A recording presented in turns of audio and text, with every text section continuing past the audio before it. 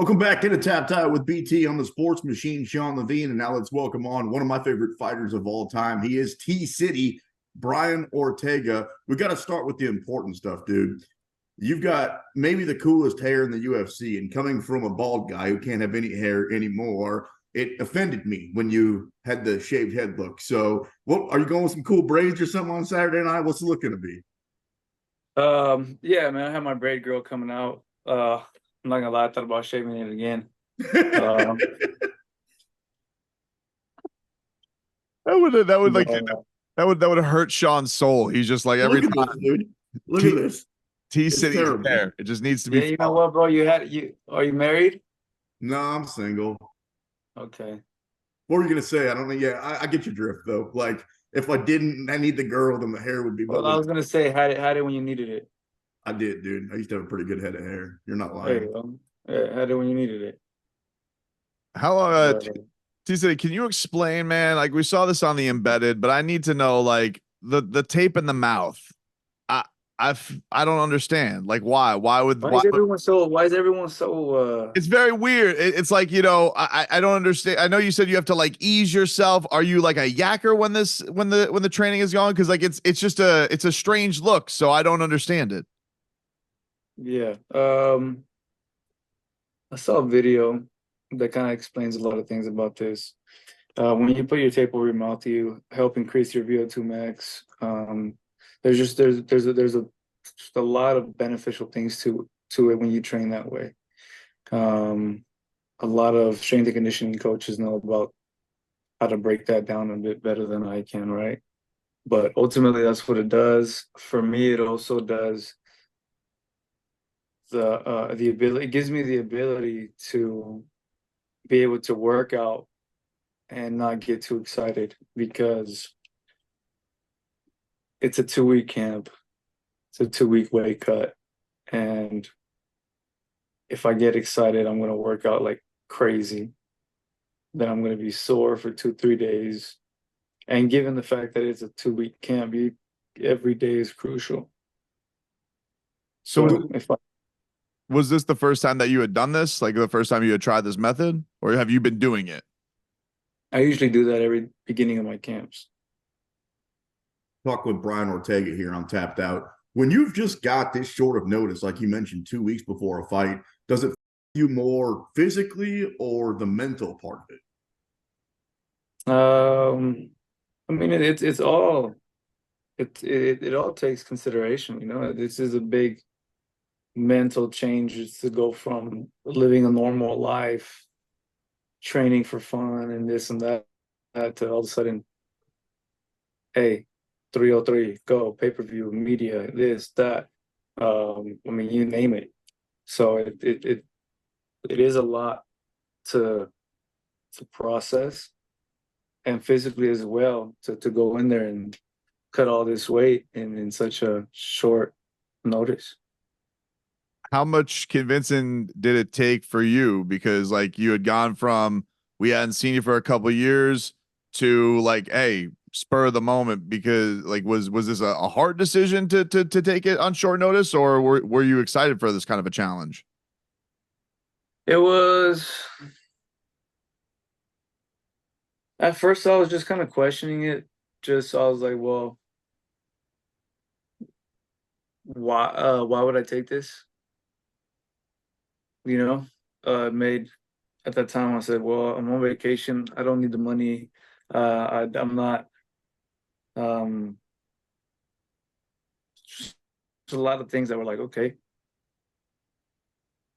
well, there's no need for me to take a short notice fight anymore.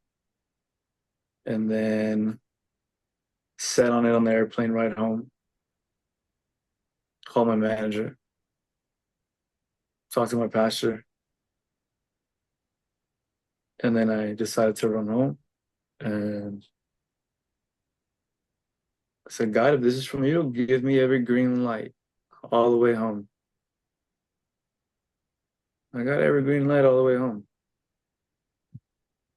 I ran 5 miles on a crowded street in Western in LA.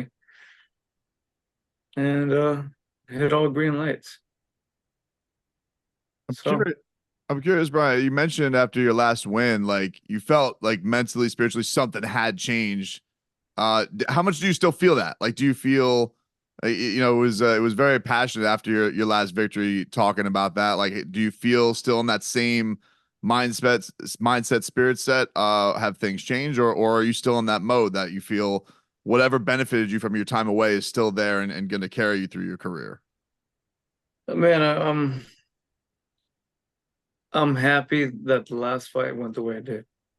Right? That was a redemption fight. This fight now is to it's to be a loyal servant. It's to say, hey man, I called you to do something. I want you to do this. And it's just me saying yes. How much does what's going on inside the octagon, win or lose, and your health and all that affect everything else? I'm kind of asking this, like, honestly, personally, like just kind of man to man here, because whenever I've got issues like with my girl or whatever it is with my life, it seems like it always comes back to work. How much do you try to, I guess, separate the octagon life from the real world? It's already separated, man. You know, I've already made that separation. Win, lose, I know who I am. I finally found who I am, and I know who I am. And that was a big part of the reason why I would go to war with myself and self-sabotage myself before. Because one, I was afraid of finding out how great I could be, because I didn't know if I could handle it or if I wanted it. Two was after hitting my rock bottoms in my personal life and my careers and everything, kind of start to distinguish the two. I'm not, you guys know Brian Ortega and the fighter and this and that and wars and whatever it is, but you know, at the end of the day, you don't know who I am. You don't know how I think. I try to be as transparent, honest as I can every time I talk to you guys. So what you see is what you get with me. And and that's it, man. You know, like to me, I have my family. I have my, you know, have everything I ever wanted in life. I finally have it. Got peace, joy, tranquility, peace, a wife, kids, dogs, turtles, birds. I'm gonna get chickens. I'm gonna buy a mini goat or mini cow. You know, like I'm gonna live my life, man. Get a That's it. mini horse. Those things are sick. Yeah, all right. Yeah, those are great. So you I'll get a already, mini cow and a mini horse. so you already own the turtles? I already have a tortoise. What kind of a turtle? Like, is it aquarium turtle or is it like a box turtle that roams the backyard? The box turtle that roams the backyard. He's Really? about 80 years old and weighs about 120 pounds. Whoa, dude! So like zoo style. Yeah. How the hell did you get? Like, how did this come? Or Brian, I need to know. Like, what? Like, have you always liked them? Like, it's not a common pet, and I didn't expect him to say that either. I didn't think he was it's a going to very go big large, like it's a that. very large turtle. So like, I That's want big. to know, like, did you go catalog? Was this a boyhood dream? How did this come to be? Me and my friend John Tuck were gonna replace a scorpion that passed away that I had, and it was my son's, and I wanted to do the whole switcheroo before he found out. And went to this reptilian zoo, Jay's Reptilian Zoo in Huntington Beach. And went there, jokingly saw a bunch of tortoise there. And then asked the guy, I said, hey man, will you sell me one? He said, no, I would never sell you this. He kind of got offended. I I can was see that. joke. Yeah, I was kind of joking. I didn't really care about getting a tortoise. I didn't want one really. But the fact that he was very like, no, I'll never sell you this, and you know, things like that. That I was like, damn, bro, relax. I didn't really want it anyways. And then there was a jujitsu school that was nearby. And then one person walked by and saw me there. And then next you know, like that person ran inside the school and told the whole school, and the whole school ran inside the store. Everyone started taking photos of me. It was pretty cool. And then the owner came out and said, "What's going on?" My friend said, "Hey, this is Brian Ortega. He's a UFC fighter." He gave us a free tour of the whole zoo that he had, a bunch of everything. I mean, you name it. This guy has alligators, iguanas, anacondas, pythons. It's crazy. And by the end of the tour, him and I became pretty cool, pretty like we vibed on a good little trip that we had right there,